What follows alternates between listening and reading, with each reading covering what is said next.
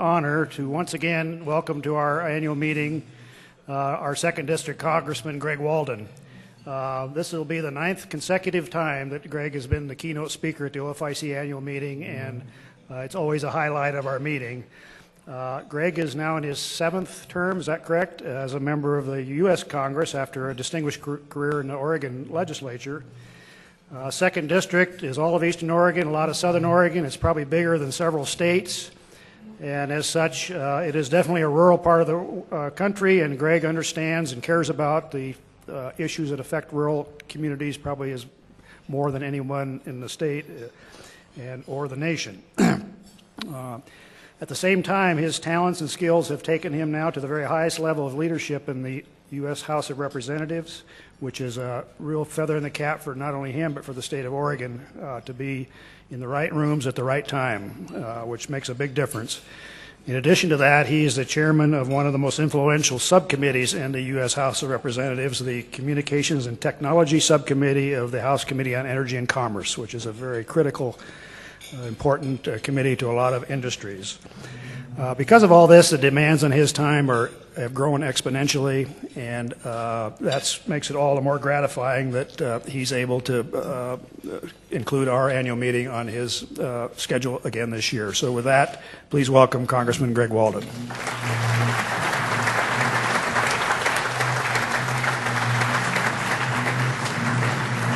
Thank you very much, Ray. Thank you, ladies and gentlemen. Thank you very much. With an introduction like that and the applause, I should just stop. Just waiting to see if anybody wanted to applaud at that. Thank you very much, Ray. It's been a delight to have worked with you for so many years and to be here for, I guess, my 9th year in a row. You really need to get an invitation list, you know, for speakers. I don't know what. But I am delighted to join you. Chairman Tom, thank you for your leadership of OFIC. You know, it is Columbus Day, and I want to just put this whole day in the context of the federal government. If you think about Christopher Columbus when he left Spain, he really didn't know where he was going. When he got to the Americas, he didn't know where he was. And when he went back, he couldn't tell the Queen and King where he'd been, and he did it all in somebody else's money. And there's a lot of that going on, I think, these days in Washington. I won't mention Solyndra. But let's move right along. Look, I'm delighted to join you today, and I wanted to do an update on some of the issues we're working on, both directly affecting forestry and jobs and some that don't. And then I'd like to throw it open to Q&A, because I know Wayne Giese stayed up all night to get a question ready for me. Let's talk about jobs. This is my 11th trip to Deschutes County so far this year. I'm on a 4-day, 3-county, 1,153-mile, 7-meeting schedule this weekend. I was out in La Grande for the demobilization of the 3rd of the 116th, our troops that got back from Iraq safe and sound. And it was a wonderful thing to welcome them back. And then after I leave here, I actually go on to Ontario tonight, where I'm a speaker there, and after a couple of meetings, then on to Boise and back to D.C. after that, starting my 434th round trip in 7 years. Here in Deschutes County, you had about 12.7% unemployment. 12.7. Crook County, 15.6. You know the statewide average. You know the national average. It's just not getting any better. And yet, I am convinced there are things we could do to put people back to work. Not only in the state of Oregon and the Northwest, but around the country. If America would just allow us, the government would just allow us, to open up and use our resources, whether that's oil and gas or whether that's timber. And obviously today I'll focus a bit on what we're doing on timber. But I can tell you that my colleague from North Dakota, Rick Berg, and I were talking the other day. You know, they're now accessing their great resources there in energy, oil and gas. They got 3% unemployment or something like that, and a housing shortage. You know, if you use your resources and put them to good use, sometimes you can drive jobs and your economy in a positive way. We don't do enough of that. And in fact, we need to do a lot more.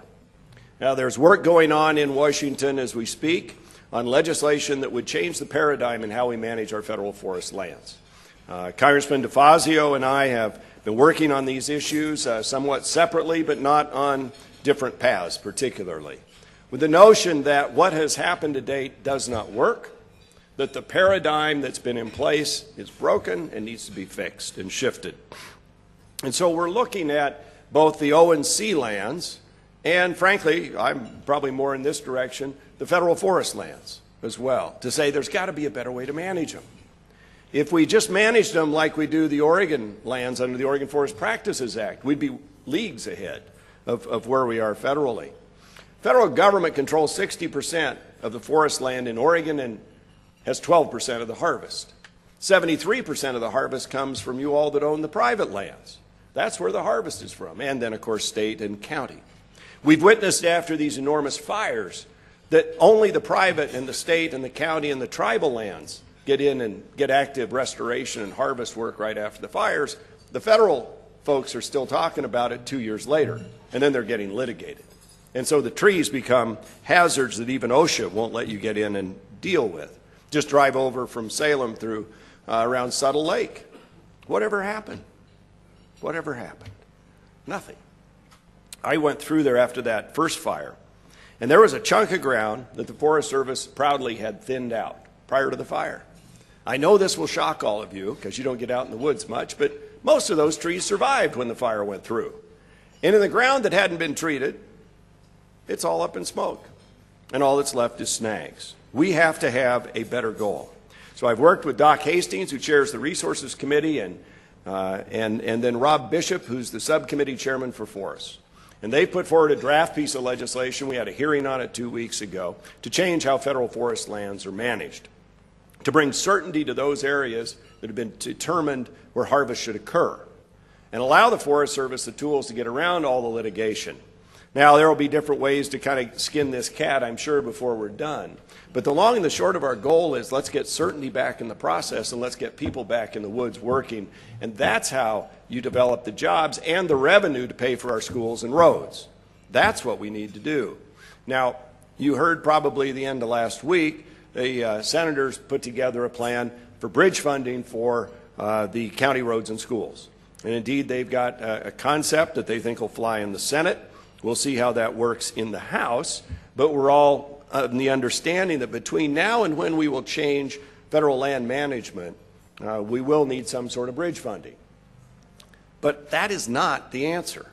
I mean, I've been through every one of those fights along the way, and we have successfully authorized and reauthorized and authorized and reauthorized and waited for the economies of our counties and communities to change. Well, you know what? That change isn't going to occur in some of these communities that are very remote, and 70% or more of their land mass is federal owned. That is the economy. What we have to do is change the government, not try and change these communities. And so we're going to move forward on that. We had a hearing on the legislation, and we are moving forward in a lot of discussions, and I think there's a positive opportunity here. Given the fact that jobs are the #1 problem and issue in this country and state, given the fact that we spend half the Forest Service budget fighting fire, given the fact that all that pollution goes up in the air and water sheds are threatened, tell me we can't get this better. So we're moving forward on that. Now, there are a couple other issues I want to touch on, both of which directly impact jobs in our state. The first is a little outside of your industry, but it relates to cement. But it all ties together with what the Environmental Protection Agency is doing. They have this new rule called the Cement MAC, which is Maximum Achievable Control Technology. This is whatever's out there that's the maximum, that's what we should achieve, and most people don't argue with that except when they go overboard. And in the case of cement, they've gone overboard. They've taken the lowest polluting facility in the country and tried to provide that standard to every other one, not taking into account that the ore that they use in other places is different. The limestone has different qualities to it. And in our case, why it matters is out in Durkee, outside of Baker City, Ash Grove Cement has had that cement plant out there for, I don't know, you all have probably driven by if you've ever gone to Ontario, you go right by the cement plant, right? It's been there 30, 40 years, I don't know, it seems like forever. The limestone there has a little more mercury than elsewhere. So Ash Grove put $20 million into activated carbon injection technology to reduce their emissions. Before any of these rules took effect, 3 years ahead of the rules taking effect, they went ahead and made the investment, $20 million. They are reducing at least 90%, and they tell me they're hitting 93 or 4 or 5% on average reductions. these rules would tell them they have to hit 98.4%, which is not achievable. So it's not maximum achievable control technology in this case. What it is the elimination of 109 direct jobs and 654 indirect jobs in the biggest taxpayer in Baker County. So the House last week passed what we called the Cement MAC legislation, which is designed to tell the EPA, go back and try again. Go back and try again, follow the real Clean Air Act, and come back with a plan that works, that is achievable, that is affordable, and give these businesses time to be able to integrate it in. It seems to me when you have an administration saying jobs, jobs, jobs in a country, it says please, please, please, why does the other hand of the administration out there trying to kill jobs, jobs, jobs? And you see that with the Boiler MAC rule that's been coming. As you know, I was down at Boise Cascade's plywood mill in Medford the other day. $1.5 million to $3 million to redo each of the 3 boilers is the estimate. And then it probably doesn't even work. But we know it's going to cost jobs. And what happens in both of these cases is not only do we lose the manufacturing jobs in America, we shift them overseas. And in the case of mercury, which is the issue on the cement plant, in the EPA's own roadmap on mercury from 2006, they identified 83% of the mercury that comes into here comes from overseas. So what are we going to do? We're going to put the jobs overseas. They don't have near the controls we have. And then we're going to get both the cement and the air over here. Now that seems like a real lose-lose. And yet we see this over and over and over again. You're seeing this with the Ninth Circuit's decision on the Clean Water Act and what it would mean to logging and running equipment on roads. You know, in the House, we passed an amendment in the continuing resolution. It didn't stay in. The Senate forced it out to deal with that issue. We got individual legislation to deal with that issue and overturn the Ninth Circuit's ruling on this. But it's there for now and moving forward. And so we're going to continue to work on that. Oh, by the way, on the cement issue, our entire delegation just signed a letter to EPA endorsing Ash Grove for the EPA's Clean Air Excellence Award in the category of clean air technology. Isn't that amazing? They're up for this national EPA award, and a company that's getting punished by the rules will shut them down, basically, if they go for it. I'm sure none of you have ever faced this. Let me talk about a couple other things that are bigger and more global. And that is, where are we headed in terms of the debt and the budget, tax policy, and all of that. As you know, countries never faced this level of debt before. We also, in the House, have pushed back very hard. And I think that was part of the message coming out of the 2010 elections was they wanted a governor there. They wanted a check and balance there on one-party rule that for many voters felt like it was out of Congress and President out of control. With the things that were pushed through, I think maybe last time or 2 times ago, I brought the bills 2,000 pages high that nobody had a chance to read. And so we were pushing back. Now, when you push back and you debate these things and you have a give and take, there are those out there who want to say Washington's then gridlocked. Well, you know what? If gridlock means we don't have runaway deficit spending, we're actually turning this Titanic the other direction to try and keep it afloat and reduce deficits, then so be it. I'm ready for that fight. Because the alternative has been trillion-dollar additions to the country's deficit and debt year after year after year. And in a sour economy like we have, there's more going out than coming in. And there are always those in Washington who want to spend even more. So we cut spending in the first part of the year, and we've cut spending since.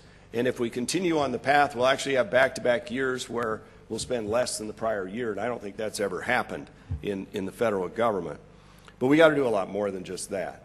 And so this committee of 12 was appointed. It's members of Congress, 6 House members, 6 senators, 6 Republicans, 6 Democrats, with a goal of finding $1.2 trillion over 10 years and maybe as much as 1.5, but that's a floor, not a ceiling, to cut in federal spending.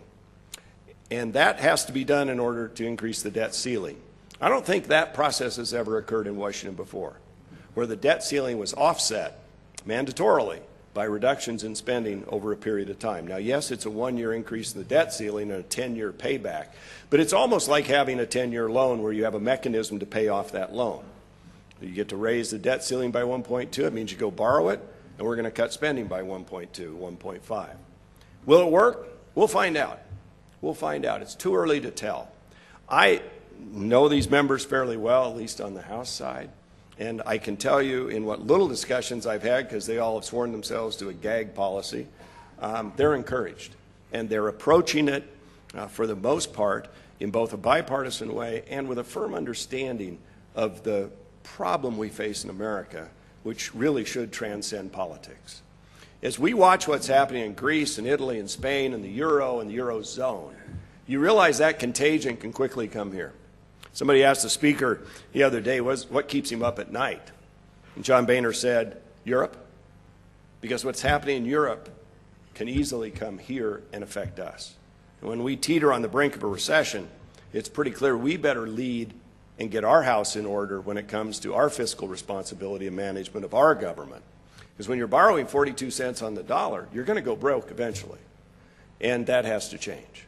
So we've got a lot going on. That committee will conclude its work by November 23rd, and the House and Senate are scheduled to vote on its product by December 23rd. That's in law, or else automatic across-the-board cuts take place. So one way or another, things are going to change. I would hope that they use this as an opportunity with split government to do big things.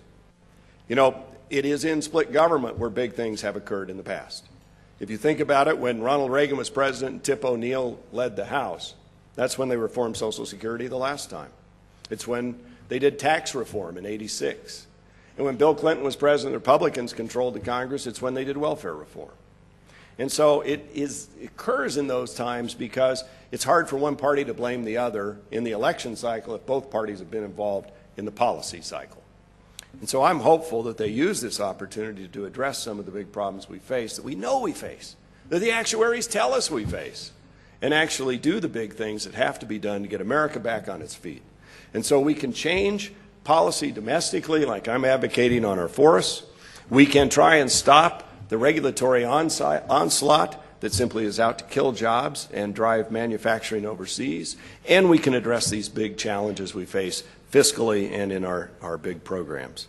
But all that's going to take a lot of work. And so with that, I thank you for letting me come and share those uplifting remarks with you about how great things are in America. I look forward to your questions. Thank you.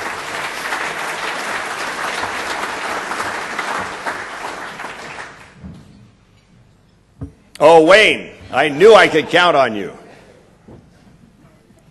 Greg, the argument now before the United States is Chris against the pool. And if some of our side don't start explaining this better, how this is going to work, you fellas are going to be fighting the same guy in the White House as we have right now. So can you lend some support as to what these people can do to start explaining that to the American people? That everybody's going to have to join in on the sacrifice. That it isn't the rich against the poor. How do you get by with it? Well, first of all, you can start with the truth, which is revenues of the federal government are running about where they have, within a range of a point or two. If you go back against the gross domestic product, they've been about 17.7% since the end of World War II. Our problem's on the spending side that's running about 23%. And if you look at the spending curve, it just goes up like that. And then if you want to talk about it, the top 10% of the wealthy in America already pay 73% of all federal income tax revenue. The top 10% already account for 73%. Now, those are just some of the data points that I think are important. The real issue here is I've never seen a president of either party that has so tried to set one group of Americans against the other to the growth of the federal government, because that's really what his plan appears to be, is raise taxes, spend more money. Raise taxes, spend more money. And I've never believed that raising the taxes on the upper end somehow produces private sector jobs. And what we ought to be about in America, and I thought we were, is saying, I know my parents always told me this, if you work hard, study hard, go that extra step, do this, do that, work 2 jobs, you can get ahead too. And now it seems like we're told you do all that and then you owe somebody more. And I don't mean that in the sense of philanthropy and all the things you do in your communities, by the way. but somehow the government has a right to that. And that's not the prescription I want for America. I want one where we go back to this notion that if you worked harder, if you took a risk, maybe it all starts with these bailouts. You took a risk, you won, you lost. If you won, you got to keep it. If you lost, you lost. And I think anymore we just have too much government in the middle of that equation. And I just don't want to see us go down this path like other countries have. You talk to some of the former East European countries that found freedom in the 80s and 90s. And they kind of shake their heads and say, what are you guys doing? And when the Chinese are lecturing us, as they have, about commerce, something's gone terribly off the tracks. And when they can move faster than we can to not only use their own resources but to drive jobs, something's off the tracks here. And demonizing any group, I think, is wrong. I've never been a fan of that as a way to accomplish the goal. Now, we can have our disagreements and we can argue about things, but this seems to be a full frontal attack. And I still think it's right. I know it tests well in the polls, believe me. But I don't have the charts today, but I've got a whole set of charts I use at town halls that really lay out who's paying what share of tax and what that burden looks like and what it looks like over history. And, you could confiscate, I think the Wall Street Journal had this story, you could confiscate the wealth of the top 400 Americans and you'd pay off the debt for this year.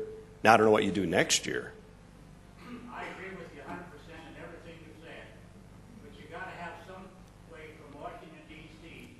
to explain that to the voters. Yeah. And you guys are good enough, I think, to do it. So I got my hats off to you and expect good results. Well, thank you. I appreciate it. We don't always have quite the podium and microphone that the President of the United States has. Yeah. Yes, sir. Ralph?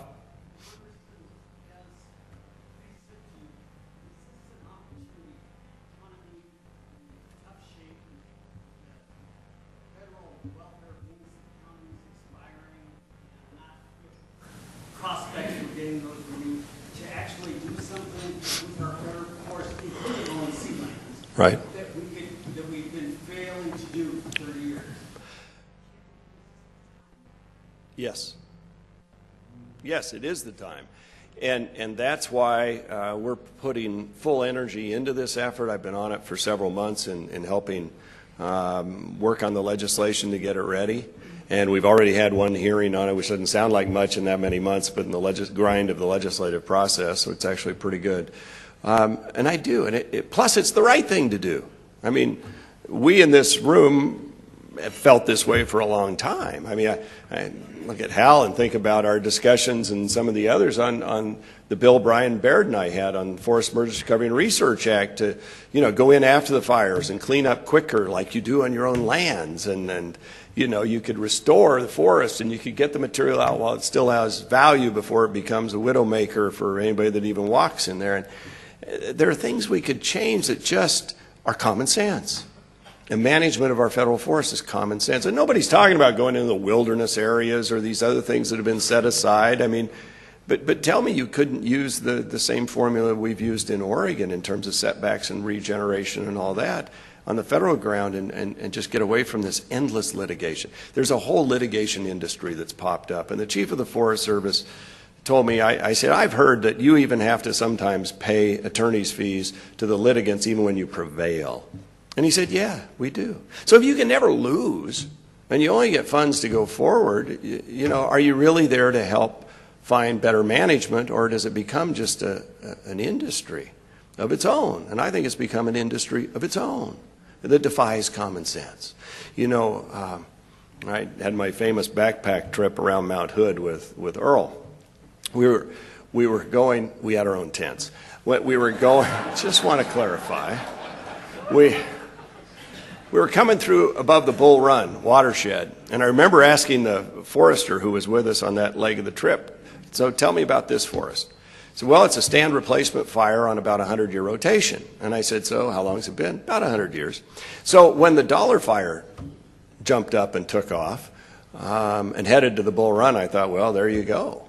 And it's only a matter of time. It's the ecosystem up there. And especially when they go on vacation, once the fire is identified. Don't understand that one, even though it was in the wilderness. But the long and the short of it is, you know, we know what the fire regimes are out there. We know what the forest health and lack of health is. And I'll tell you, if you're a private landowner, oh, here's something else. A private landowner next to the federal forest, you got to be pretty darn nervous and have a pretty big buffer, right? And then, you all are aware of this, the litigation now that's starting up, that if the fire starts on your property and burns onto the Fed's going to come back and sue you for the loss on the federal ground, even if it was in an area that was never to be harvested. And they're now training the lawyers in the Justice Department to pursue this litigation. Do you understand the consequences of that? Of course you do. But I don't think the average American does. You know, this will bankrupt every private forest landowner that ever has a fire.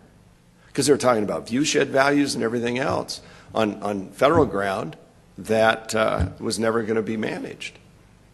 And so I'll tell you, we got some big challenges. Jennifer? I wanted to talk about the EVM pilots. A group of us were watching from DC last spring, and you asked what we thought. And I told you I was hopeful that it Right. would expose the issues that are stopping our program all the time. And the one fear was that we'd avoid all those issues and end up with a timber sale that we all applauded and said was a great result. And that's exactly what happened in my view, is we avoided all the issues that we need to address and kind of double them down. And now I see your talk about, you know, let's replicate these and scale them up. And I just wonder where you think that's headed and how that lines up with the ONC Act. Well, and that's all in the discussion. So without prejudicing it all, because it's not all worked out by any stretch of the imagination, I was concerned that's where it would head and end up. And as some of you know, maybe with me one night here in Bend, I wondered, don't we know what the problems are already?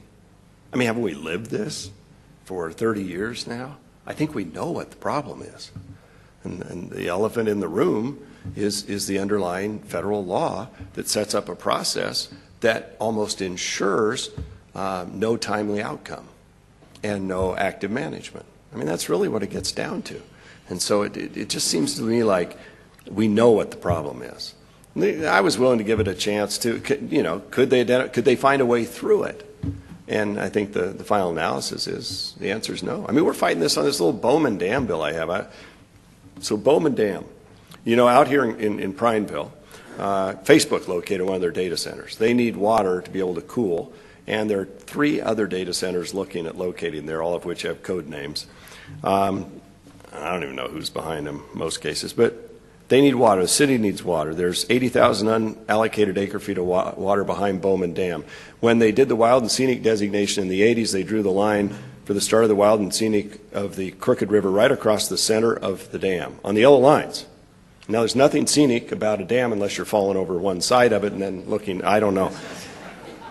If we move that a quarter of a mile downriver, multiple things begin to happen, all of which are good. A company, most likely PGE, would then put hydro on the dam. 50 construction jobs each year for 2 years. They would produce hydroelectricity, not a bad thing. They would also change the way the water comes out of the dam, which would reduce the dissolved gases that now adversely affect the fish, because now you'd change how the water comes out. The city would get its 7,000 acre-feet of water. The irrigation district would preserve its rights for irrigation water. And these other companies that are tracking this legislation would know that there's some certainty here. And we do some things with the Warm Springs Tribe on some habitat conservation. None of this costs a single dime the federal government. None of it. And so I won't get deep into this story. Long and short of it is, I ended up with this copy of the Oregonian from 1977 from my neighbor when she moved. And I'm flipping through it at the campfire one night, the one night I was out camping. And here's a story about the Bureau of Rec holding 2 meetings, one in Portland and one in Prineville, on what to do about the water behind Bowman Dam. 1977. 77. This has been an issue Hatfield tried to fix. And so anyway, the community's been working on this for 3 years or more directly because of all these other things. And they keep getting steered off by some of the groups. And I finally said, enough. We're just going to legislate it. And that bill came out of committee last week. And you know, it grows, you'll see editorial in the Bend Bulletin today. It grows jobs. It does all these things. There's still unallocated water to talk about for future fish needs if you want it. And this is still a fight because there are groups that always want to hang something else on, always want to stop progress. And you know, if we're going to get people back to work, we got to solve these problems, whether it's how we manage our forests or how we manage our water or what we do. And you can do it in a responsible way. Yes? So, do you see a collective vision in Washington, D.C. Fix this problem shall fix the housing issue? No. I don't see a collective. It's not, it doesn't lend itself to a one solution. My concern is it lends itself to time, to just let the market work its way out. There have been these programs to help keep people in their homes, of which the federal government couldn't even get the money out the door quickly enough. And even when it has, then there's this really high recidivism or failure rate afterwards. So some of the people that couldn't afford the home the first time can't afford it the second time, and now the taxpayers are out even more. And I think ultimately you got to work your way out of it because we overbuilt. And we got people into homes they couldn't afford and still can't afford. Now, that's tough medicine. But I don't know what the alternatives are. You know, the banks have the ability to stretch out mortgages, and it would seem to me that would be a logical choice, keep somebody in their house. I met with the bankers last week on this topic, among others, and they said, yeah, the regulators aren't too... I thought maybe the regulators were precluding that, because I think the last thing a bank wants is to become a homeowner. And so they do try and work some of that. Maybe there's an opportunity to get them to do more of that. I don't know. They're not exactly as in the best capital position either because of all this. I'm open to suggestions, but I think it's time and market. Market's correct. It isn't pretty, but they do correct. Yes.